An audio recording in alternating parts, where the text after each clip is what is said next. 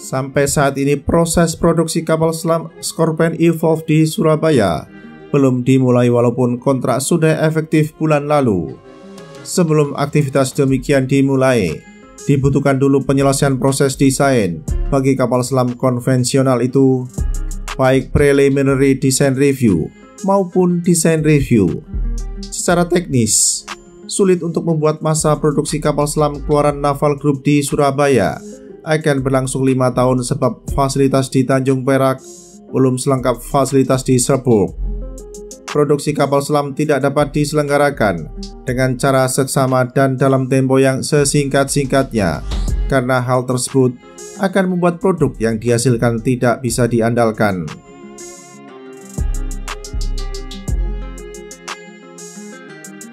Demi mendapatkan kapal baru dalam tempo yang sesingkat-singkatnya, Medan Merdeka Barat berencana melakukan akuisisi kapal selam baru sebagaimana tercantum dalam revisi kelima Lubuk 2020-2024. Walakin, wahana bawah air yang hendak diimpor bukan kapal selam konvensional dengan ukuran lebih dari 55 meter, tetapi kapal selam cebol alias midget.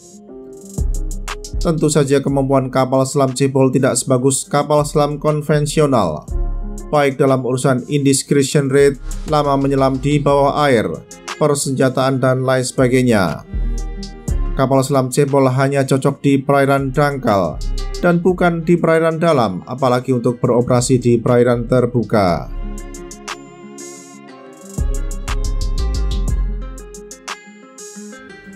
Italia ialah negara yang dirancang guna memasok kapal selam cebol kepada Indonesia, di mana Jakarta dengan bangga akan menyandang status sebagai first export customer. Adapun kapal selam cebol yang akan didatangkan adalah DG-160 buatan Dras Group.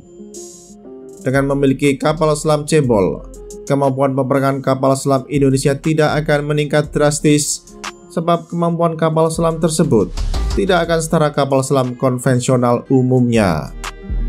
Ikhtiar guna mengimpor kapal selam cebol sudah mendapat restu dari orang nomor 1 di lapangan Banteng dengan peluncuran penetapan sumber pembiayaan pada 12 September 2025.